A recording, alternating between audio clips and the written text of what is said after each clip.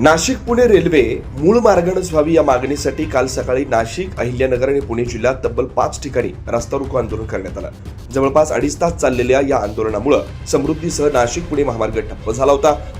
सिन्नर जवळील गोंदे फाटा इथं आमदार सत्यजित तांबे तर संगमनेरच्या हिवरगाव पावसा टोल नाक्यावर माजी मंत्री बाळासाहेब थोरात यांच्या नेतृत्वात झालेल्या आंदोलनाला दोन्ही तालुक्यातील नागरिकांचा मोठा प्रतिसाद मिळाला. यावेळी आमदार सत्यजित तांबे यांना सिन्नर पोलिसांनी ताब्यात घेतलं. तर या रेल्वे मार्गासाठी केंद्र सरकार, राज्य सरकारची संपूर्ण मान्यता मिळाली. याशिवाय तब्बल 500 कोटी रुपयांपेक्षा अधिक भूसंपादन झालं. या प्रक्रिया होत असताना GMRT दिसले नाही का असा सवाल करत जगात 14 रेल्वे मार्ग GMRT जवळून जात आहेत, मग याच ठिकाणी अडचण का असा सवाल माजी मंत्री बाळासाहेब थोरात यांनी केला. याच्यामध्ये आपण मंचर येतोय, जुन्नर येत आहे, संगमनेर येत आहे, सिन्नर येतोय, MIDC येते, संगमेरला सुद्धा आमचे MIDC आहेत.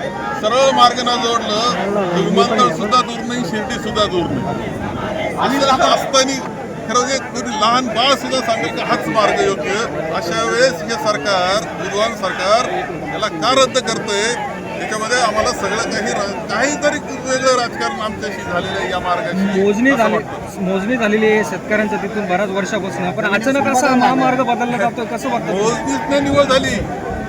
मोजणी झाली त्याच्या पलीकडे जाऊन महारेलना पुढाकार घेतलेला होता. 20% महाराष्ट्र शासनाने द्यायचे, 20% केंद्र सरकार द्यायचे, 60% कर्ज घ्यायचं. त्याकरता सगळ्या मान्यता, रेल्वे मंत्रालयाची सुद्धा मान्यता आहे, वित्त विभाग, केंद्राच्या वित्त विभागाची मान्यता झालेली आहे, नीती आयोगाची सुद्धा मान्यता झालेली आहे, महाराष्ट्र शासनाच्या सगळ्या मान्यता झालेल्या आहे.